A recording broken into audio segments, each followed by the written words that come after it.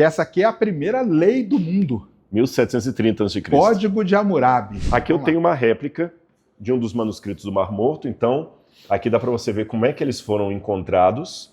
E esses manuscritos eles foram, até para explicar para o encontrados pessoal, eles foram encontrados dentro de uma caverna, né? da múmia de Ramsés II, Ramsés II, que famosíssimo, não foi o farol do Êxodo, tá? Para começo de conversa.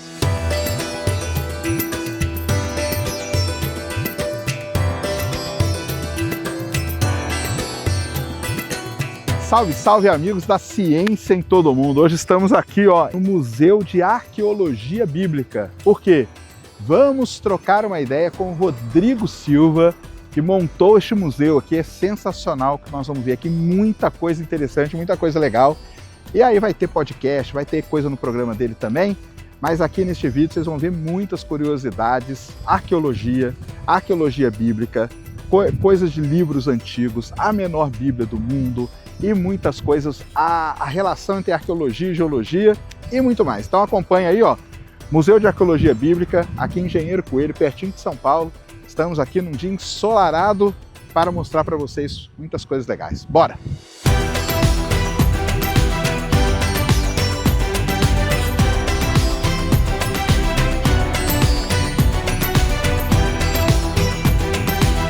Aqui já começa, né? O que são essas duas? Olha, aqui essas peças, elas são chamadas lamaços. Lamaços. As originais foram encontradas no Palácio de Senaqueribe, no Palácio de Assurbanipal, da antiga Assíria, na cidade de Nínive, que era a capital do Império Assírio. Aqui, Sérgio, 80% das peças que a galera pode ver são peças originais. Legal. 20% são réplicas. Mas as réplicas que nós temos não podem ser souvenir, são peças museológicas. Então elas têm que ser feitas em tamanho natural, sim, com a mesma cor do original, com o mesmo quebrado, com o mesmo defeito. E boa parte do Museu do Louvre, do Museu de História Natural e também são réplicas também, né? Tem muita coisa, sim, para a história natural. E aí uma vez eu falei isso, o pessoal lá, para mim perdeu toda a graça. Não, cara. Ninguém vai pegar uma peça que é única e vai deixar ali. Porque aí vai que dá um incêndio igual teve no Museu Nacional, né? Exatamente. E você perde a peça, vai que quebra alguma coisa, vai que dá um curto-circuito. Então, para o pessoal entender, né, muita peça de museu famoso, grande, não sei o quê, são réplicas também. Isso aí é uma coisa tradicional de ter em museu? Tem vários museus, você vai ter essas exatamente, peças. porque a Assíria começa com a descoberta da Assíria, como Henry Layard e outros que escavaram a antiga Mesopotâmia, porque a arqueologia moderna ela começa com o Egito, em 1799. Aí, quando descobre a Pedra de Roseta, que nós temos inclusive uma réplica dela aqui. Vamos falar dela, que é depois do Egito, eles passam a explorar a Mesopotâmia, que era justamente Babilônia, a Assíria, Nínive, esses lugares assim. Que então, hoje seria o Iraque ali? Seria o Iraque. O Iraque pega um pedaço do Irã, que era a Pérsia. Boa. O Irã era a Pérsia, o Iraque era a Babilônia. O berço da civilização humana é ali, que foi a invenção da escrita, muitas coisas mais.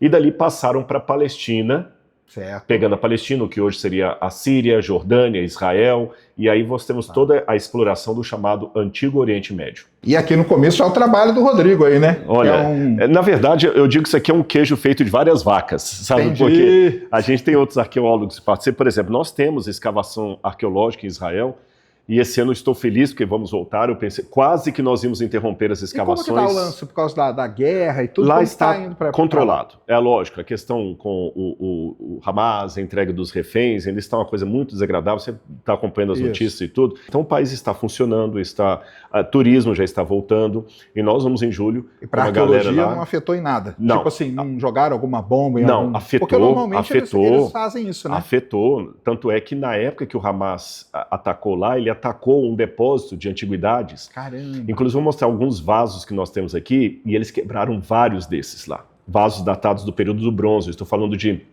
3.000 anos antes de Cristo. E lá no Museu de Israel, o que eles fizeram? Eles fizeram um monumento à destruição. Então eles pegaram todos aqueles vasos agora chamuscados e colocaram ali para você ver o que foi destruído, né? Então a gente vai continuar lá. Inclusive, se tiver alguma galera que quiser escavar com a gente, eu só vou poder levar 25 pessoas. Caramba, é gente pra caramba. 25 pessoas no máximo, tá bom? Certo. Pra escalar, porque mais do que isso a gente perde o controle ali. Com certeza. E aí o que acontece? Foi agora, domingo passado, que o professor Joseph Garfinkel mandou uma mensagem: Rodrigo, vamos abrir o sítio arqueológico, pode vir. Então foi tudo muito recente, então manda uma mensagem aí, deixa nos comentários ou me siga nas redes sociais lá que a gente vai dar informação. Qualquer um, desde que tenha condições físicas. Tenha não pode ser menor de idade. Anda bastante, debaixo do sol, escavando. Como você foi uma vez, você escavou o dinossauro? Foi onde? Não, quem escava o dinossauro, eu sou da geologia. Da geologia, uma Pirula que fez, né? Pirula faz, eu já passei muito aperto de ficar debaixo de sol em afloramento, né? Que é o famoso barranco, né? Do geólogo. A gente tem isso aqui também. Tem também, né? Então... Aliás, Pirula, tá o convite para você vir um dia aqui, viu? Se você estiver assistindo isso, venha. Porque tem muita coisa que a gente usa na escavação arqueológica que a técnica é a mesma da paleontologia. Sim. A técnica é a mesma. Só que assim, enquanto vocês, paleontólogos, estão falando de Mesozoico, Cenozoico, Paleozoico, eu estou falando período do bronze, período do ferro. É legal, né, de falar para o pessoal aqui nesse vídeo aqui que a gente tem a geologia, que é a minha parte, né, que eu estudo ali o início da formação da Terra, coisa de bilhões de anos. Tem a paleontologia, que é a área do Pirula aí, que aí tem os bichos e tem dinossauros. E aí tem a sua parte, que é a arqueologia, né? Que são as três ali que muitas vezes o pessoal confunde, né? Mas tem uma diferença de qual período que você está estudando. Sempre que eu vou dar palestra, o pessoal pergunta assim, você escava fóssil também? Dinossauro? Vem trazer o dinossauro para ver criança? Aí eu explico, gente, eu sou Indiana Jones. É isso aí. O outro é o Jurassic Park. Isso. Ou para ficar mais fácil também você entender, é o seguinte, tudo que foi da invenção da escrita para trás é Pirula e Serjão. Isso. Da invenção da escrita para cá, aí é Rodrigo Silva. Acho que é mais fácil assim. Muito mais fácil. Aqui, já que a gente falou de escavação, a gente fez nessa parte aqui um cenário com dois arqueólogos e você vai ver que é mais ou menos o mesmo processo. Você vai escavando por quadrículas. Tá vendo aqui que tem os sacos de areia aqui, né, para não colapsar. Aqui já tem uma outra quadrícula. Então, se você acha um objeto aqui, você vai marcar, olha, esse objeto eu encontrei, foi na quadrícula X e tal. Você não escava tudo fazendo buraco, você tem que assentar. Quando eu falo fazendo buraco, assim de qualquer jeito, né? Isso aí, claro. Tem que fazer o nivelamento ao mesmo tempo e você observando a mudança de terra. Aqui eu já sei que tem uma parede, a cerâmica que encontra aqui. Depois eu vou falar um pouquinho de datação. Pode mostrar um painel, vocês vão entender como é que a gente dialoga com vocês. Eu tive na Itália, aí a galera foi lá no Space Day, pode acompanhar os vídeos de vulcão. Eu tive em 2 lugares que tem Pompeia, Herculano. É muito legal, e lá tem ainda tem escavação arqueológica lá, tem sei lá que você não pode ir. Tem um lugar que é aberto ao público, mas tem um ponto que você não pode ir. E eu tive também no Coliseu, que em volta do Coliseu tem, então você vê as cadeias. Enquanto você está lá visitando, está lá o arqueólogo. E você sabe que Pompeia é um sítio arqueológico que junta nós dois, porque foi um vulcão, aí a sua área. Exatamente. O Vesúvio, que no ano 79 de nossa era, ele explode. Isso. E ele cobre toda a cidade com uma camada de cinza vulcânica, que é interessante. Até eu tenho aqui guardado um pouco da cinza do Vesúvio e do vulcão Santa Helena. Legal. E você vê que são... depois eu pegava e te mostrar, são diferentes, bem diferentes. Um parece cimento. E aí ele cobriu tudo, e a cidade de Pompeia, então, desde 79, quando ela foi destruída, até a sua escavação do século XVIII para XIX, quando ela foi escavada, a cidade se manteve preservada. Isso foi incrível. Eles chamam lá, quando você vai lá, o pessoal de lá fala que é uma cidade congelada no tempo. Exatamente, com paredes, tudo. Um dia a gente pode bater um papo sobre Pompeia.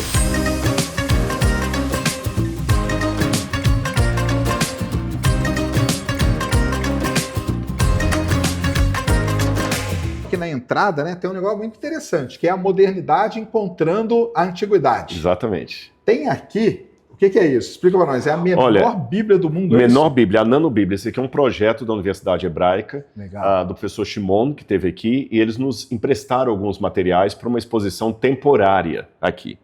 E eu tenho, Sérgio, a menor Bíblia do mundo. Eu vou tentar colocar na câmera. Isso aqui não é um chip.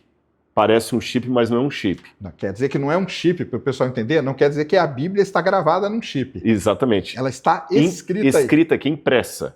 Impressa. Nesse quadradinho aí, você tem a Bíblia em hebraico inteiro. Inclusive, vamos ver como é que está a sua visão. Alguns conseguem, Sérgio. Vamos ver aqui nesse cantinho aqui? Vamos ver se o Sérgio está bom de visão, porque eu não consigo, mas já teve gente que conseguiu.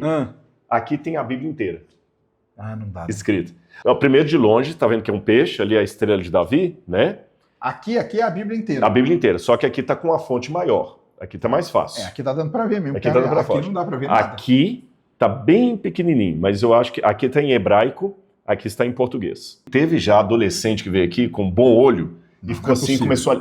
Leu. Leu, o cara leu. Caramba! E não dava para inventar. Agora, para você ver que eu não está mentindo, eu vou facilitar a galera, então, já que não conseguiu ler aqui vai ficar mais fácil. Ó. Boa.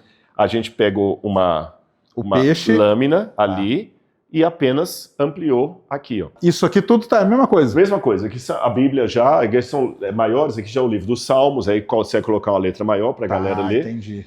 E só para a gente mostrar como é que a tecnologia também ajuda no estudo da antiguidade. Com certeza. Agora sim, a gente está pronto para entrar na história da Bíblia, desde a introdução à Bíblia até os períodos mais antigos que você vai explicar lá dentro. Bora, vamos lá. É legal da gente falar nesses dias atuais, você vai mostrar aqui uma parte dos manuscritos do Mar Morto, né? Sim, exatamente. Foi IA que conseguiu traduzir.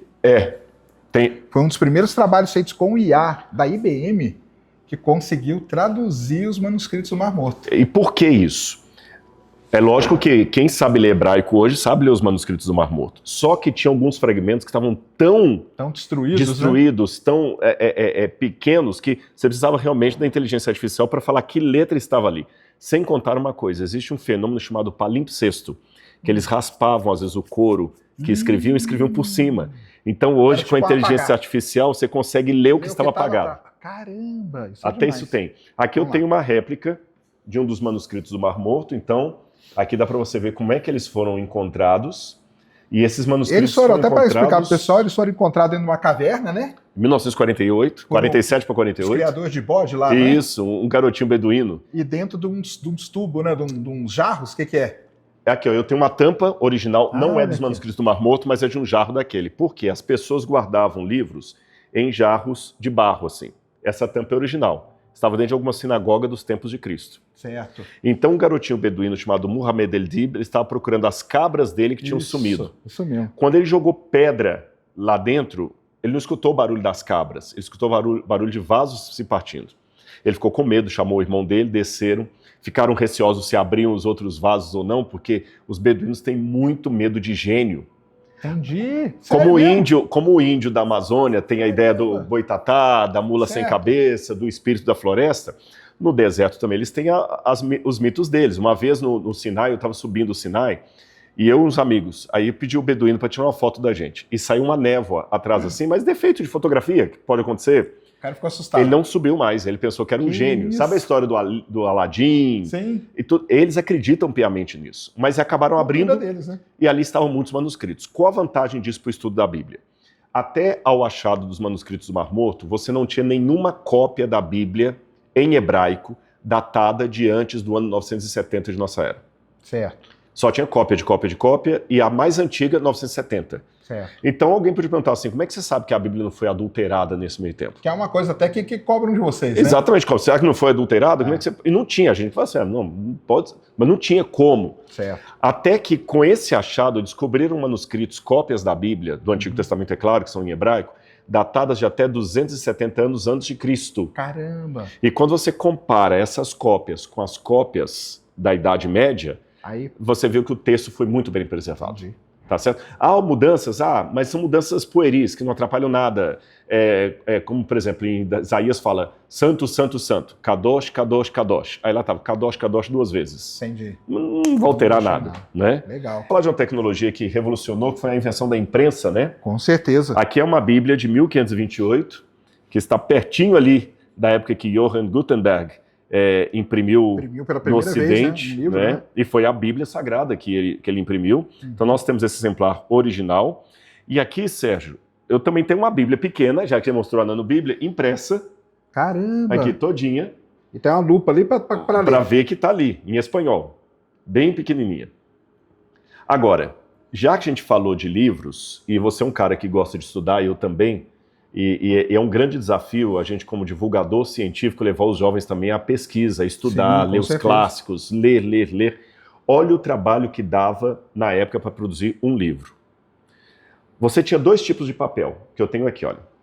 Nesse lado aqui, eu tenho o papiro, que vinha do Egito, que é feito da planta do papiro, tá bom? Ele é vegetal. Certo. E do lado de cá eu tenho o pergaminho, feito de couro de animal. São coisas diferentes, então. Papiro e pergaminho Exatamente. São coisas diferentes. O pergaminho é feito do couro do bicho, o papiro é da planta. Então um é vegetal, o outro é animal. mas era caríssimo. Para você ter uma folha de pergaminho de 6 metros, mais ou menos, desse tamanho, você gastava 4, às vezes 6 denários, dependendo da inflação da época de Domiciano. Então, Diocleciano, corrigindo. Então, era muito caro. Estou falando de 6 dias de trabalho braçal para você ter a folha. Caramba. Então, ninguém ia fazer rascunho, não podia se dar o luxo. Então, como é que as pessoas escreviam cartas, documentos, livros? Eles tinham, aqui no canto nós temos, essas tabuletas romanas de madeira e elas eram forradas de cera. Então, com esse tipo de caneta aqui, parece um prego, mas é uma caneta romana, ele escrevia na cera. Ali nós temos inclusive um vídeo, que depois a gente pode mostrar para a galera, do camarada escrevendo na cera. Entendi. Tá bem? Então eu ditava... Aí essa escrita na cera era tipo rascunho. Tipo rascunho. Eu quero escrever uma carta... Exatamente. Serjão, faz um favor para mim, pega isso, o cara vai escrevendo. Aí, olha, de acordo... o cálculo daquele negócio lá é tantos metros. Não, errei, é menos. Ele raspa, corrige, depois que passa para o papel... Aí vai definitivo. E vem definitivo. Então era muito trabalho para você produzir um único livro. Então esse aqui conta um pouquinho da história da produção da Bíblia e dos livros. Tá certo? Mas tem mais coisa para mostrar lá dentro. Bora lá. Vamos lá?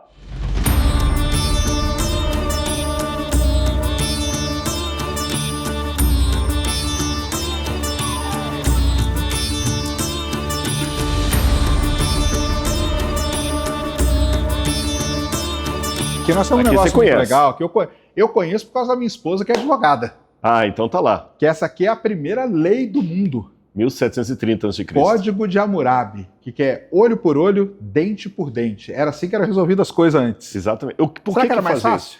Provavelmente, porque o que acontece? O Hammurabi, ele foi um rei da Babilônia muito poderoso, como eu falei, 1730 a.C., e ele tinha na época, até hoje no Oriente Médio, assim, é muito a lei da retaliação. Até o nome retaliação é de cortar a pessoa. É de cortar mesmo. Lei do talião, tal qual, retaliação. Retaliação significa tal qual. Então você fez comigo, vou fazer com você. Vou fazer com você igual. E aí o que acontecia? Né? Ou pior. Aí o que acontecia? Vamos supor que a gente briga, aí eu vou lá e te mato. Aí o seu filho vem para te vingar e me mata. Aí o meu filho vem para vingar, mata o seu filho. Isso vai acabar gerando uma guerra de família que nunca acaba. Então Hammurabi colocou a lei, que completa seria olho por olho, dente por dente, mão por mão, pé por pé. Ela está aqui atrás. Entendi. Aí o Moisés, quando vem, Moisés eu coloco ele no século XV a.C., 1445, ali, depois tem os 40 anos no deserto, o Moisés, ele usa a mesma lei que está no Código de Hammurabi. Então a gente aprende que o fato de algo estar na Bíblia não significa que a Bíblia tem que ser inédita. Ela não precisa ser a primeira a dizer aquilo. Tá. Faz sentido, o Moisés colocou ali. Inclusive, tem uma parte do Código de Hammurabi também que parece muito com o Salmo 23, que é o Salmo da Bíblia que fala assim, o Senhor é meu pastor, nada me faltará, onde o rei também se colocava como pastor, que cuida do rebanho e tudo mais. E ali você tem o Hammurabi com o deus Shamash, que era o deus da Babilônia, que era o deus Sol, o deus Sol entregando as leis para o Hammurabi. O original dela está no Museu do Louvre. Tá certo? Mas a cópia que nós fizemos aqui, se você comparar com a sua, tem que ser uma peça idêntica. Por exemplo, esse marcado aqui não é o rapaz que fez no Brasil que não soube fazer direito, não. Ela tem essa ranhura lá, original também. E ela é escrita em quê? A escrita é o quê? É babilônica, acadiana. Isso é o quê? São símbolos, na verdade, símbolos, né? Isso aqui é a primeira forma de escrita da humanidade, só que aqui você pode escrever em diferentes idiomas. Você pode escrever em sumeriano, vou te mostrar alguma coisa em sumeriano ali, em acadiano, depois em neo-acadiano, em assírio. Você escreve com as mesmas... Os mesmos símbolos. Mesmos símbolos. Não são letras, são sílabas. Porque a língua, ela passa por vários estágios. Estou falando a língua enquanto escrita, né? A escrita passa por vários estágios de desenvolvimento. Primeiro, ela é ideogrâmica. Sérgio, não estava conversando comigo antes aí das pinturas rupestres que ele viu lá no Piauí, não foi? Piauí. E, então, assim, até onde saibamos, os nativos do Brasil não desenvolveram escrita. Desenhos, né? Desenhos, não desenvolveram escrita. São povos ágrafos, que a gente chama. Porém, eles desenvolveram o primeiro passo da escrita, que é simbolizar com desenhos. Depois vira ideogrâmico. A ideia era simbolizar, depois fonogrâmico, quando você pega o símbolo para representar um som, por exemplo, sol e dado, soldado. Depois silábico. E só depois do silábico que vem a invenção da escrita alfabética, que foi inventada no Sinai e aperfeiçoada pelos fenícios, depois foi para os gregos, latinos, e até hoje a gente usa o alfabético. Legal. Lembra que a gente falou que tudo que está antes da invenção da escrita para trás é do Pirula e seu. Isso. Da invenção da escrita para cá é nosso. Então a gente divide esse período da arqueologia assim, fazendo uma confluência com a pré-história. Você fala do período lítico, que aí você tem o paleolítico, epipaleolítico, neolítico, que trocando em miúdos. É a época das pedras, Das pedras. Então você tem a pedra polida, a pedra lascada, a pedra nova. E aí depois começa o período calcolítico, quando o ser humano começa a trabalhar com metais.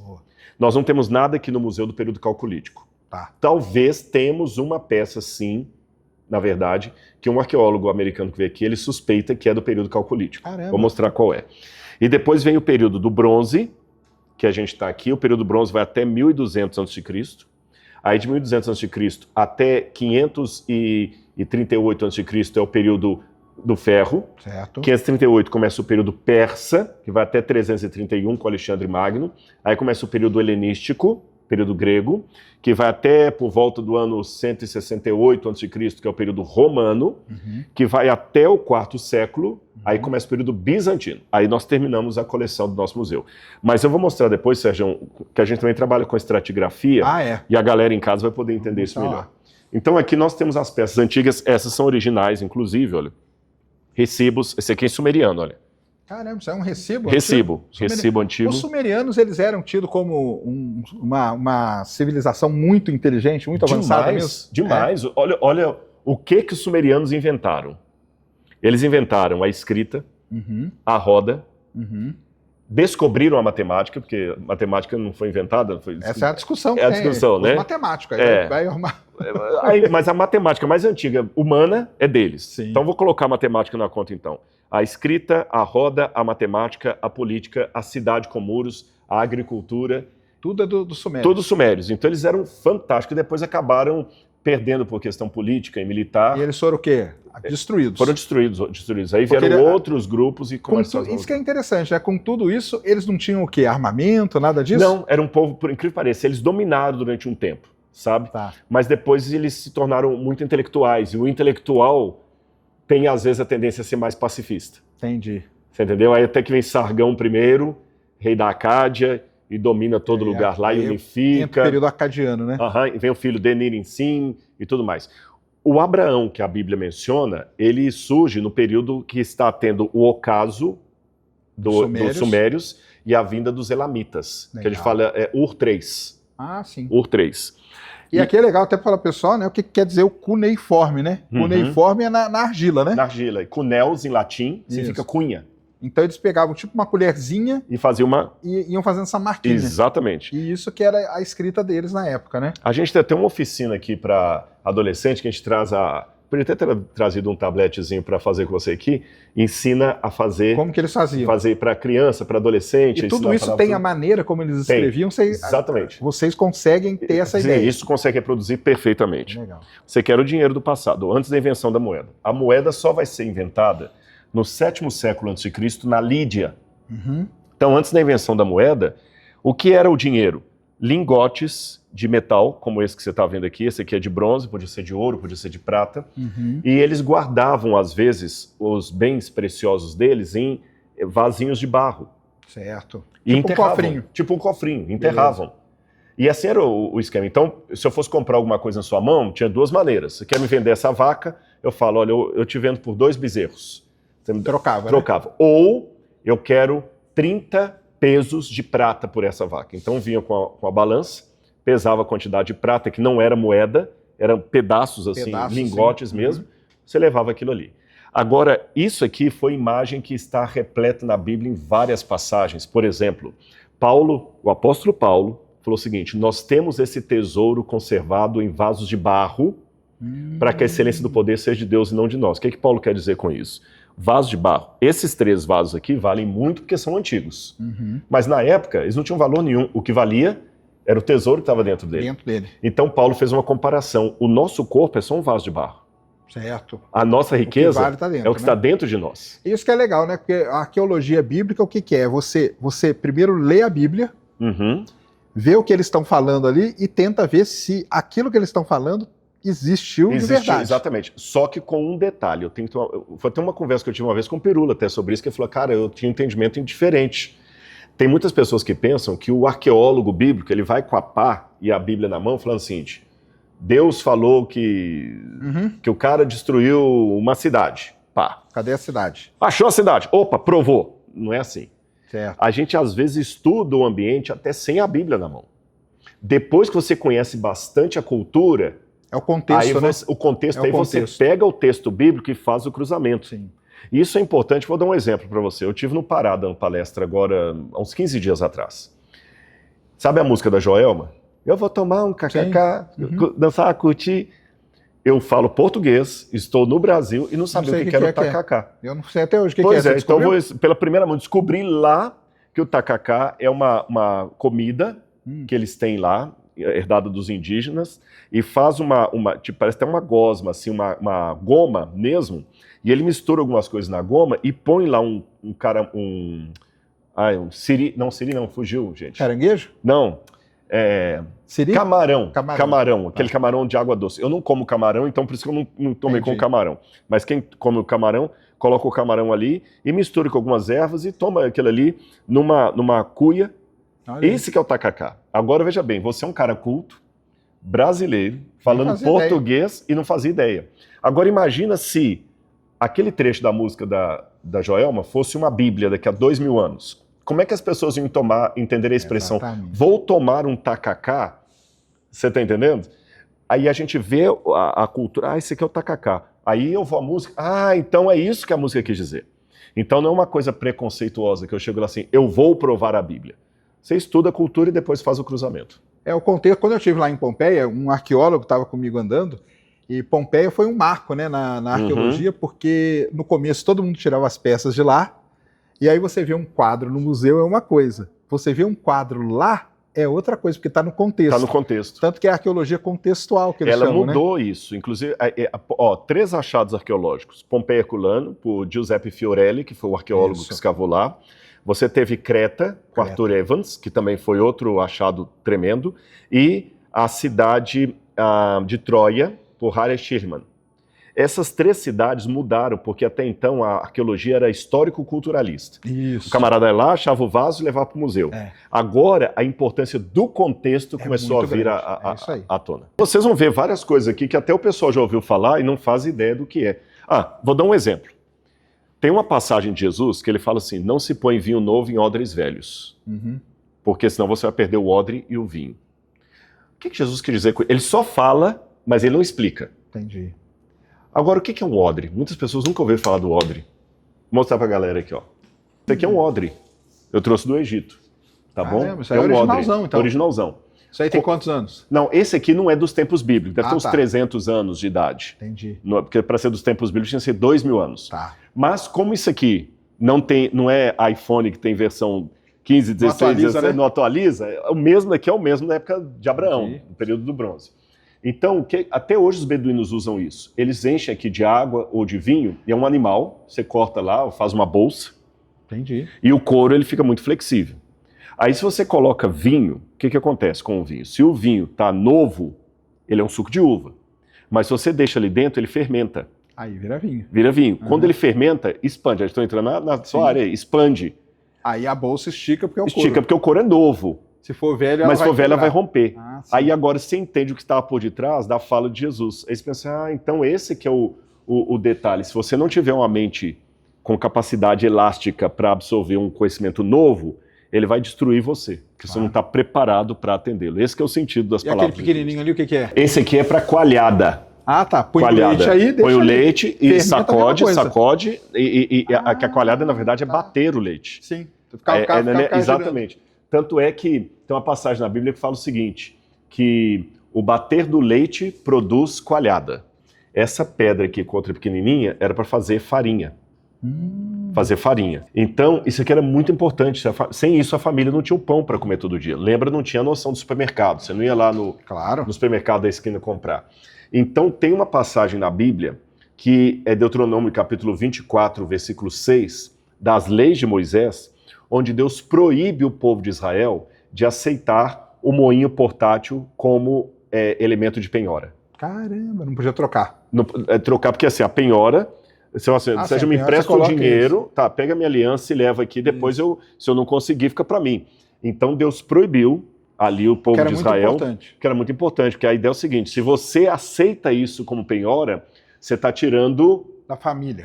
Até a sua esposa que é advogada, tem muita coisa que ela pode fazer assim, relação com isso aqui. Cíntia, se eu falar uma bobagem, você me corrige depois, o Sérgio uma mensagem, mas até onde eu saiba, parece-me que até no direito tem alguns bens próprios que não podem... Você não pode, eles proíbem, né? Não pode desprover a pessoa. Por mais endividado que você seja, não pode tomar sua casa, por exemplo, né? Se a sua moradia, eu não sei. Mais ou menos parece que tem uma proteção nesse sentido. E aqui tem um negócio legal que é de azeitona, né? De azeitona. Porque lá tinha muita oliveira, né? Muito oliveira. E é o Monte das Oliveiras. Exatamente. Tem a ver com isso, exatamente. Né? E aqui é uma prensa de azeitona. Então o cara põe azeitona pedra, ali. Na verdade é uma pedra que você usava numa prensa de azeitona. Aliás, eu vou depois levar você lá fora e vou mostrar uma réplica como era feita a prensa da azeitona na época, a extração do azeite de oliva na época bíblica. Aí vocês vão entender o porquê dessa pedra. Então decora, que depois a gente vai ver lá mostra lá. É legal que o seu museu, ele é igual, parece mesmo os museus que a gente vê lá fora, que vai sendo dividido, né, por setores, né? Setores, áreas. Então aqui seria o setor do Egito. Egito. Que é um lugar muito importante. Falei com o Rodrigo Silva que vai ter em 2027 um eclipse total do Sol, que vai passar em Luxor. E a gente está planejando estar junto. E nós vamos mês de agosto? Foi agosto? Agosto de 2027. Luxor, que é uma cidade famosíssima, né? Com certeza. Eu já estive lá umas 10 vezes. É lindo de ver em termos arquitetônicos. Você vai ver, você vai encantar. E uma curiosidade, antes da gente entrar aqui no Egito, tem muita passagem astronômica que está escrita na Bíblia, né? Sim. Só que o pessoal falava que quando tinha eclipse era que o Sol tinha parado, né? Exatamente. Até a menção, né? do Sol parado não foi relacionado ao eclipse, não. Ah, não? Isso aí não? Não, a Bíblia usa às vezes uma linguagem poética, fala que o Sol ficou vestido como saco de crina. Ah, o saco de crina é um pano de saco escuro. Porque dava para ver a coroa dele. Exatamente. Agora, o curioso, já que você falou isso, é que a astronomia bíblica ela tem só uma diferença em relação às outras astronomias. É que, geralmente, os outros colocam os deuses como sendo filhos do universo. Sim. E a Bíblia coloca um só Deus antes do universo. Sim. A causa e o efeito. E ele não se mistura com as estrelas. Os outros, geralmente, divinizavam a astrologia. Sim. Então, por exemplo, você falava das constelações, elas eram deuses. E a Bíblia não. A Bíblia desmistifica. Estrela não é Deus. Então, essa é uma coisa interessante. A Bíblia é um dos primeiros registros, que desmistifica a divinização dos astros, do Sol, da Lua, das estrelas. Isso você não encontra na linguagem bíblica. É a única na literatura do Antigo Oriente Médio.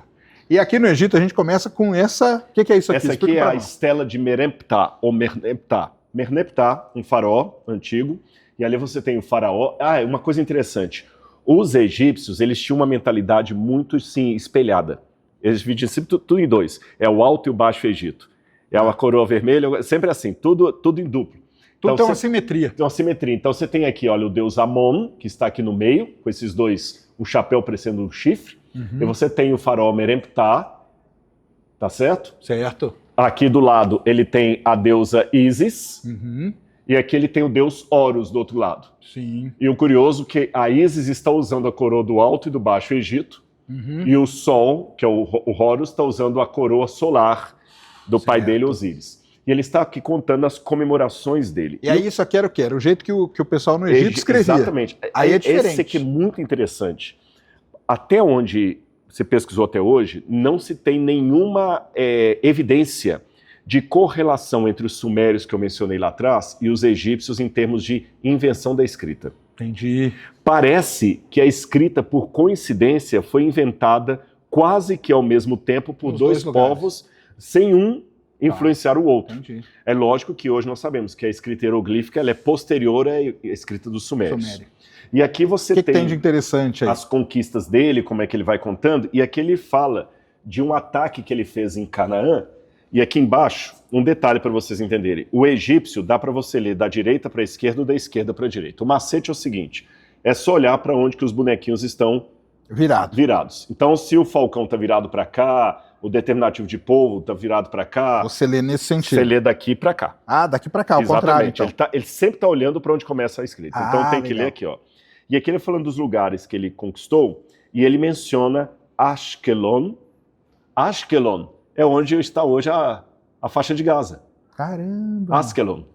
E depois de Ashkelon, ele fala de Ishra. Aqui, isso aqui você não lê, mas é o determinativo de povo. O povo de Israel e sua semente, Ben, não mais existe.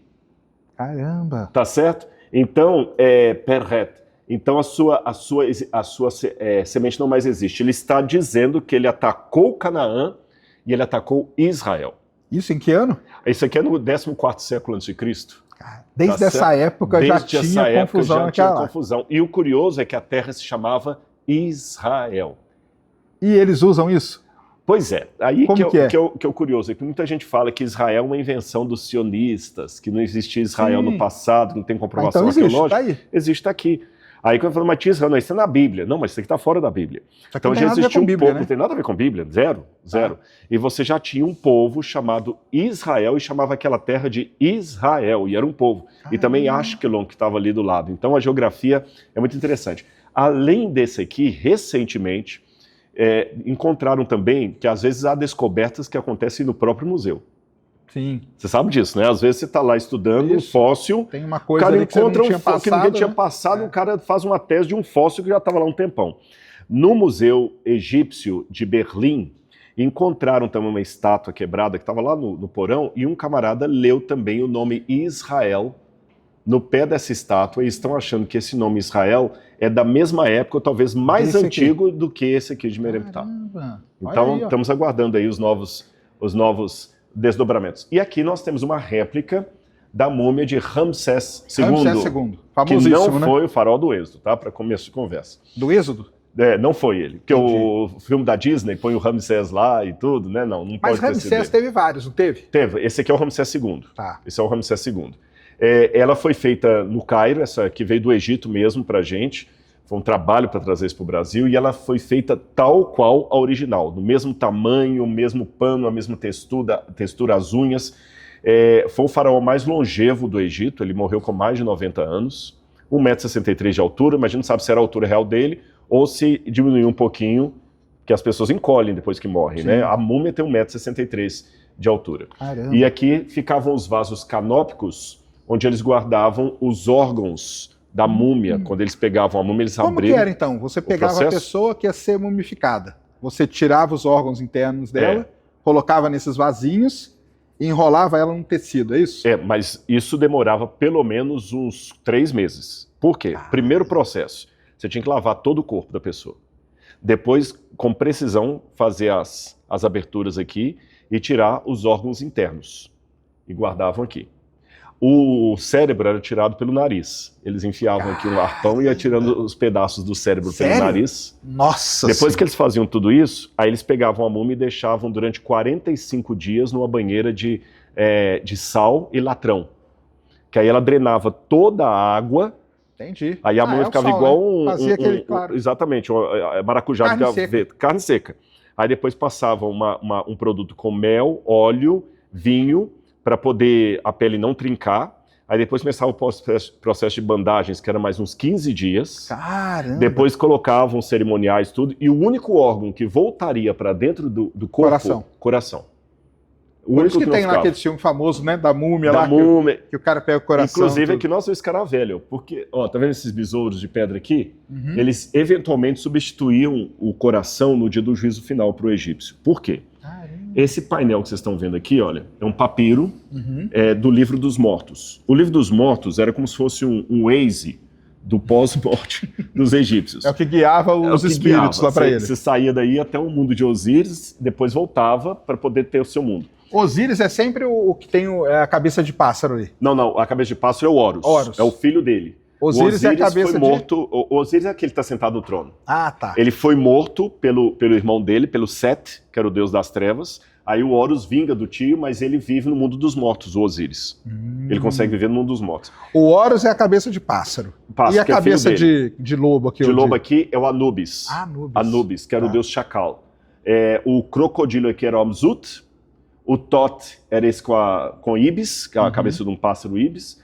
E aqui eles pesavam o coração da pessoa na balança. Caramba. Por isso que o coração voltava para dentro. Mas alguns, muito espertos, eles mandavam colocar dentro da múmia dele um besouro de pedra, como esse que vocês estão vendo aqui, ó. Entendi. Um escaravelho. Porque aí eles acreditavam que podiam enganar os deuses e assim iam se safar no juízo final. Caramba, que doido. Mas mumificar eram só reis? Não. Pessoas... Comuns também? Não, comuns não. Tinha uma hierarquia. Ah, tá. Só que hierarquia sim. Porque nós temos escravos também que foram mumificados. Mas que escravo foi mumificado? O cara que servia um grande vizir, por exemplo. Tá. O vizir pagaria a mumificação dele para quê? Para que esse continuasse servindo depois de morto. O lance da múmia é que você se mumificar, ou era mumificado para você continuar a vida depois da morte. É que é o seguinte, hoje a tradição popular imagina a alma como sendo uma entidade extracorpórea que sai aí tem o desenho do Pato Donald, que sai aquele fantasminha lá vestido de anjinho, que é a coisa toda. Mas isso é uma noção que foi herdada de Platão. Antes de Platão, as pessoas não tinham essa ideia. Antes de Platão, a ideia é que a alma é um corpo com vida. E essa é a noção, inclusive, que está na Bíblia, no Gênesis. A Bíblia fala que nós somos alma vivente. O que é alma? É a junção do corpo com o fôlego de vida. Então, eu estou vendo uma alma aqui agora, e não é nenhuma sessão espírita. Você é uma alma, eu sou uma alma. Aí, para os egípcios, eles acreditavam que a Ka, ou a Ba, Ka é espírito, Ba é alma. Ela só poderia viver se tivesse um corpo. Então, você tem que preservar a múmia da pessoa, ou as estátuas dela, que ela podia viver na estátua, na múmia, em alguma coisa que fosse imperecível. Entendi. Estão vendo essas estatuetas aqui, por exemplo? São chamadas de Ushabit. Quando um escravo não tinha dinheiro para ter uma estátua para ele, o dono fazia um acordo. Olha, eu mando fazer um Ushabit para você e coloca no meu túmulo, aí você vai ter vida eterna comigo. Entendi. Então, cada Ushabit, às vezes, é de um empregado. Isso aqui é o quê? Isso aqui é uma tumba. Essa aqui são réplicas do que foi encontrado na tumba de Tutankhamon. Ah, aqui é Tutankhamon. Inclusive, agora, há poucos dias, há uma semana ou duas atrás, encontraram uma nova câmara mortuária lá no Vale dos Reis, a tumba de Tutmosis II, marido da Hatshepsut, tá certo? Pai de Tutmosis III, e encontraram agora. E desde 1922, quando encontraram a tumba de Tutankhamon, é a primeira vez que encontram uma tumba dessa intacta. Dessa magnitude. Só que não tinha nada dentro, nada nenhum tesouro. E a do Tutankhamon tinha? Tinha tudo. Essa foi o grande assim, glamour dessa tumba. Porque todas as tumbas que foram encontradas até hoje, menos a de Tutankhamon e essa de Tutmosis II, foram saqueadas pelos ladrões antes. Então você não encontrava quase nada. Só a tumba mesmo. No caso da Tutmosis, os ladrões de sepultura não chegaram antes do arqueólogo, mas os antigos chegaram. E como teve um problema de infiltração lá, de inundação na área ali no Vale dos Reis, infiltração ou inundação do próprio Nilo, eles mesmos tiraram e levaram para outro lugar. O Tutankhamon tem um negócio muito interessante, que foi encontrado junto com ele uma adaga. Exatamente. Que muita gente, os ufólogos, acham que foram os ETs que deixaram. Mas aí depois foram descobrir que era de meteorito que tinha caído ali. Exatamente. Eles pegaram como eles lidavam bem com o pé. Aqui você tem, né, umas lanças e tal, até né? eu não mostrei, a gente tem aqui, porque tem coisas que eram feitas às vezes até de meteorito que caía mesmo, eles faziam. E como ela é pretinha ali, a pessoa falou, eita, o que é isso? Muita gente fala que é um ET que deixou pra ele. Quando a primeira escavação que eu participei em Israel, em Shahar Golan, foi de material lítico. E os materiais líticos eram um tipo de pedra, que agora eu me esqueci o nome dela, que ela era brilhante. De repente, se eu te mostrar, você vai saber qual é melhor do que eu. Me esqueci agora qual é. E era provavelmente de origem espacial. Olha aí, que demais. Tá bom?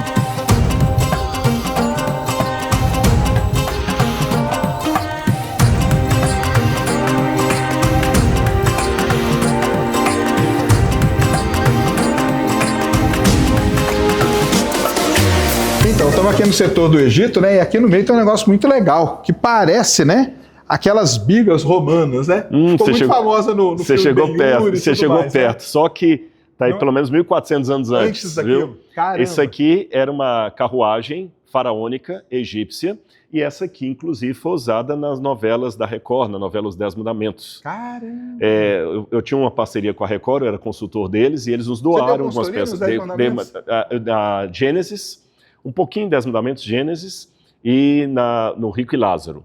Legal. Aí, Reis também, eu já estava esquecendo, novelas de Reis também. E aí nos doaram esse, que eu agradeço mais uma vez a Record TV e a Casa Branca. E aqui na o que época, é? Agora O cavalo vinha aqui na frente, era um cavalo mesmo. Um ou dois cavalos. Tá. E o faraó vinha aqui atrás, inclusive, uma coisa interessante que a gente pode mostrar, porque eu fiz uma live esses dias que tem um achado arqueológico aí que encontraram rodas dos carros de faraó debaixo do Mar Vermelho.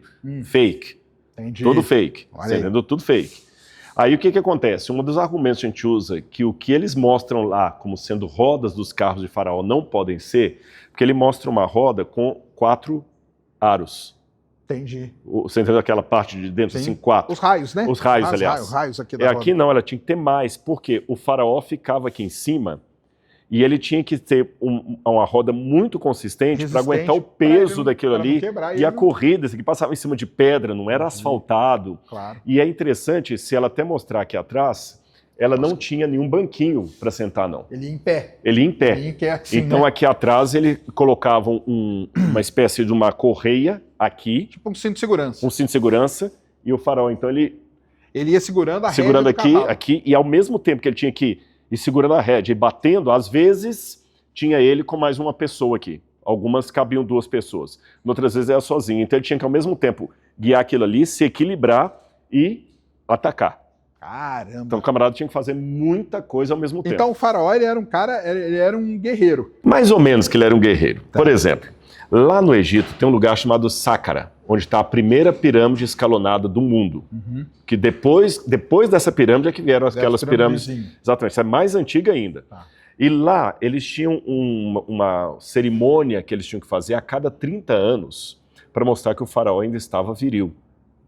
É o Hebset, onde ele tinha que matar com as próprias mãos um leão ou um touro selvagem. Ele tinha que correr para mostrar que ele estava... Ele corria nessa carruagem aqui? A pé. A pé. Caramba. E depois tinha que matar o bicho. Só que geralmente eles traziam um bicho já velho, desdentado e tudo mais. Então era mais pro show mesmo. E a biga romã, ela é inspirada Não, inspirada nisso, não mudou muita coisa. Não. É como se eu falasse assim, o carro alemão e o carro americano. É verdade. Um chama Volkswagen, o outro vai chamar Ford. Mas como você falou, o negócio romano ele veio muitos anos depois Muitos anos depois. Aliás, só para você ter noção como é que muita coisa não evoluiu tanto com o tempo, vou misturar arqueologia com a sua área. O Galileu Galilei precisou de usar uma clepsidra para poder fazer o cálculo de quanto tempo demoraria um objeto para descer um plano inclinado. Sim. Porque eles não tinham o cálculo diferencial, não tinha nada. Só que a clepsidra que o Galileu Galilei usou era a mesma tecnologia da época faraônica, da 18ª dinastia. Então, lembrem, Galileu Galilei utilizou algo da época egípcia para fazer um cálculo que ele não tinha como fazer de outra maneira. E é isso que a gente fala, né? Que antigamente, se você pegasse uma pessoa de um período e colocasse em outro período, ela não ia sentir diferença. Não ia sentir, não. Exatamente. Agora, hoje, se você pegar alguém dos anos 30. Não, de 30 não. Se for 10 anos atrás e colocar hoje... Já assusta. 10 anos atrás, você pega o iPhone, é 2007. Então, você pega uma pessoa de 2000, congela ela e põe ela hoje, ela não sabe que isso que está na nossa mão. Só a inteligência artificial já ia deixar muita gente louca. Então, essa a diferença, né? Eu quero mostrar mais um pedaço de Egito aqui atrás, porque o Egito a gente divide em 2 partes aqui. Tem o Egito faraônica. Mais complexas de estudar? Sim, com certeza. Muita coisa. Você tem a parte egípcia faraônica. Aqui é uma adaga, né? Aqui essa é persa. Ah, tá. Inclusive, olha que curiosidade. Aqui você tem as 2 adagas persas e o escudo grego. Eles estavam em lados opostos. Por que é pequenininho? Na verdade, ele é só a base aqui, o resto era de madeira. Ah, a base que era do que era? Ferro, não? Não, é bronze. Bronze. Só que geralmente o pessoal pensa que o que vai proteger você é a madeira, e não é. É a bronze. Sabe por quê? A ideia é o seguinte, eu estou brigando com você aqui, essa peça era polida. Na altura do coração. Não, nem por isso. Sabe por quê? Ela era muito polida. Então eu tinha que, de alguma maneira, te obrigar a refletir o sol no seu olho. E aquilo ali, ó. Ah, maneiro. Você entendeu? Entendi. Os 2 estavam em campos opostos. Lembra os 300 de Esparta? Sim. Esses 2 objetos são daquela mesma... das guerras médicas. Mas aí tem um buraquinho nela, aquele buraco é feito... De batalha. É feito de batalha. De batalha. Caramba. Buraco de batalha.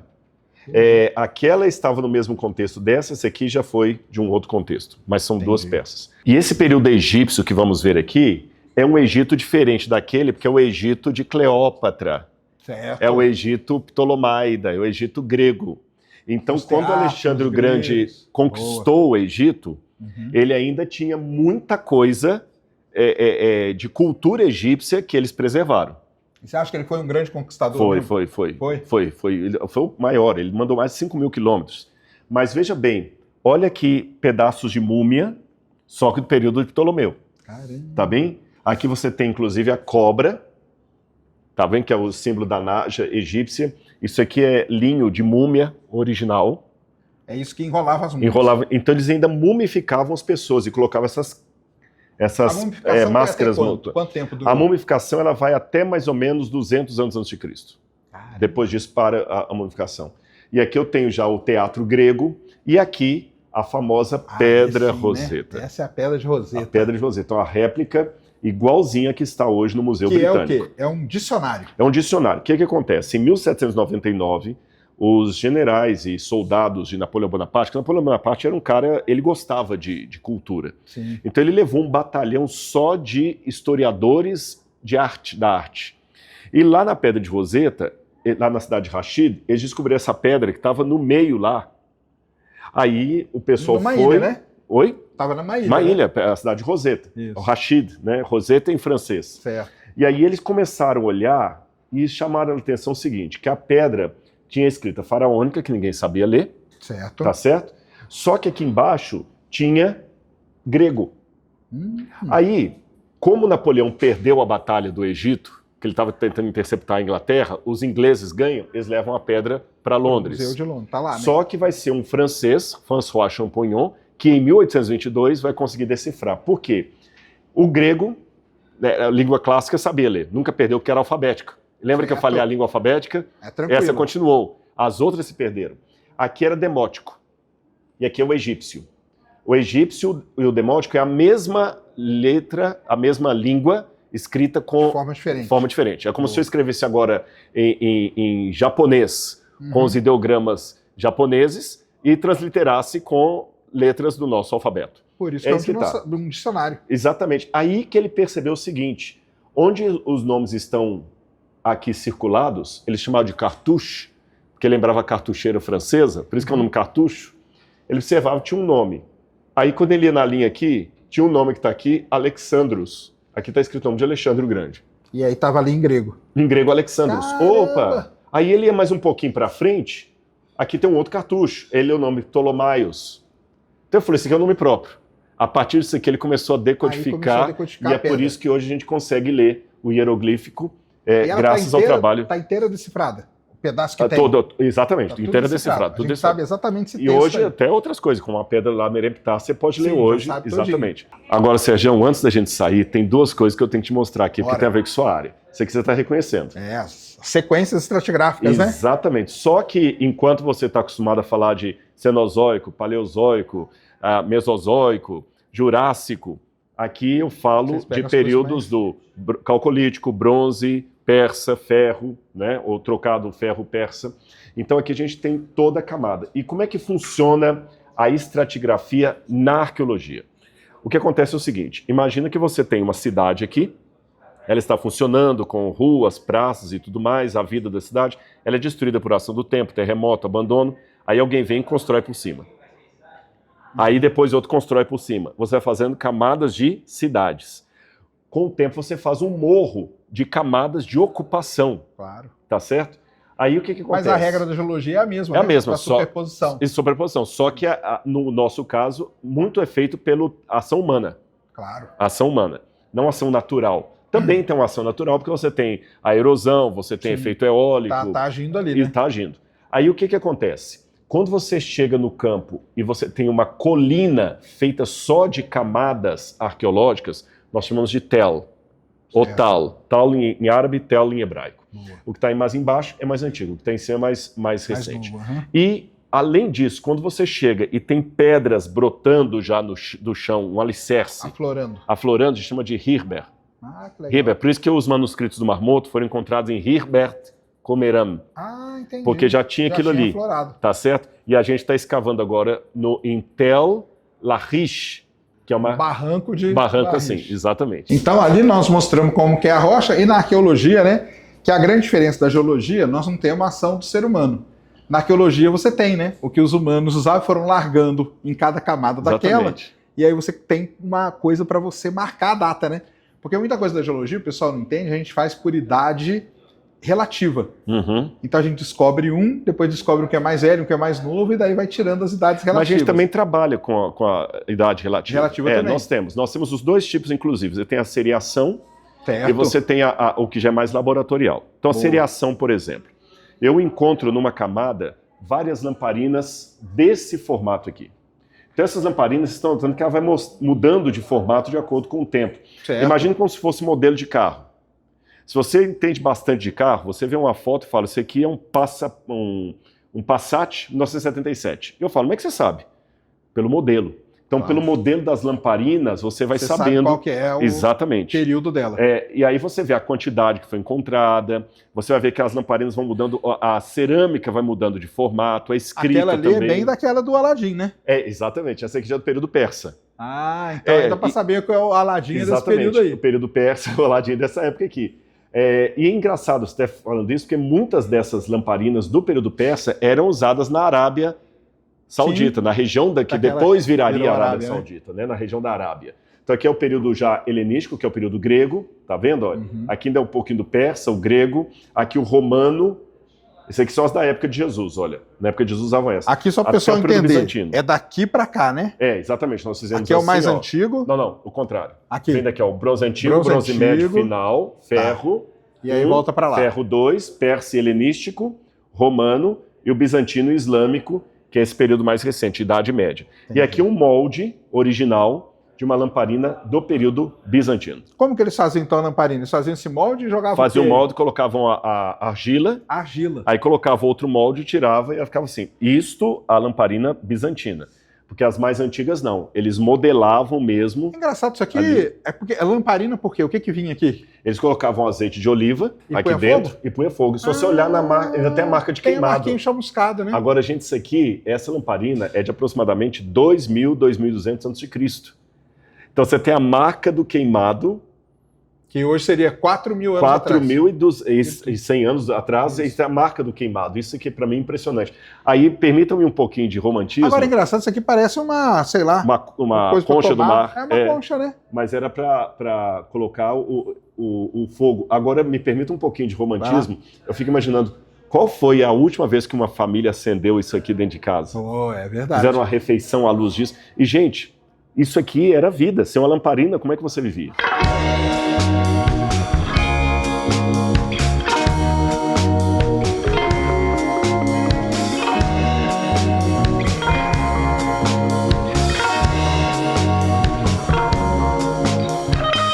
Aí como é que fazia a oliveira, o azeite? Você pegava a azeitona do pé, trazia para um lugar como este, tá vendo que tem essa pedra aqui, olha? Aí uma pedra pesada como essa, geralmente em tração animal ou com esforço humano, ele jogava as azeitonas todas aí. E a pessoa ia... Opa, aqui ela não tá querendo... Acho que travaram aqui, ó. Peraí. Ou eu tô muito fraco ou travaram mesmo. Ele travou ela. Travou? Dá pra... Olha lá, Sérgio, me ajuda aí, ó. Vamos lá. Vamos fazer um azeite aí, ó. Tá, travou de novo. Acho que ela tá travada ali, ó. Tá vendo? Mas tudo bem, eles amassavam essa azeitona. Certo. Olha que legal os pássaros aqui. Isso aqui que é legal. Não sei se o pessoal conseguiu ouvir aí. Então eles amassavam e viravam uma pasta. Uma pasta mesmo. Você pega essa pasta da azeitona e traz para esses sacos de linhagem que estão aqui. Parece outro equipamento. Parece aqui. Até uns pneuzinhos de bicicleta, né? Você enche aqui... isso aí, cada saco desse estava cheio de pasta. Cheio de pasta. Lembra aquela pedra que nós vimos lá dentro? Sim. Exatamente, eram pedras como essa aqui, ó. Entendi. Tá bem? Então ela era o peso, na verdade. Era o peso. Tá. Aí eles apertavam aqui, esmagava toda aquela pasta e o azeite começava a escorrer. E aí eles recolhiam ali? Recolhiam ali. O primeiro era o azeite extra virgem. Olha só. Depois eles esmagavam a segunda vez, saiu o azeite. Aí ia vindo as qualidades. Agora vem uma curiosidade que muita gente vai se surpreender em casa. Quando o Evangelho fala de Jesus no Jardim de Oliveiras, o pessoal só pensa que é famoso, né? Famoso. Eu que não conheço a Bíblia, conheço a passagem. A passagem tá aí. Mas tem uma parte que vai te surpreender agora. Isso aqui, em hebraico, essa prensa, se chama gat. gat, em hebraico. Azeite é shemen. Shemanim é o plural, shemen. Então, se você juntar as duas palavras, gat, shemen, prensa de azeite, gat shemanim, lembra a palavra Getsemane. E a Bíblia chama o lugar onde Jesus estava, no Jardim das Oliveiras, de Getsemane. Então, na verdade, ele estava num lugar que produzia azeite. Produzia azeite.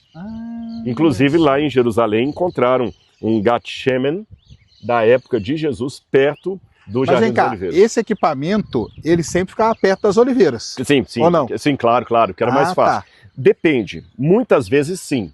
Mas eu teria jardins que só teriam as árvores, exatamente, sem os equipamentos. Exatamente, alguém podia vender, você comprava e produzia. Entendi. Havia também gat shemen, ou gat shemanim no plural, portáteis, que a pessoa tinha só na casa dela para produzir para ela ali, então ela comprava a oliveira, faz para ela ali, para ela ter em casa. Entendi. Para não ter que comprar na venda. Então esse aqui é um pedacinho do que a gente vai mostrando aqui do Oriente Médio, aqui no NASP. Muito bom. Galera, então tá aí, ó, Museu de Arqueologia Bíblica, aqui em Engenheiro Coelho. Engenheiro Coelho, perto de Campinas. São Paulo, perto de Campinas. Eu vindo pra cá, passei ali por onde eu morei muitos anos, Barão Geraldo. Né? Você passa Unicamp, ali, né? Unicamp.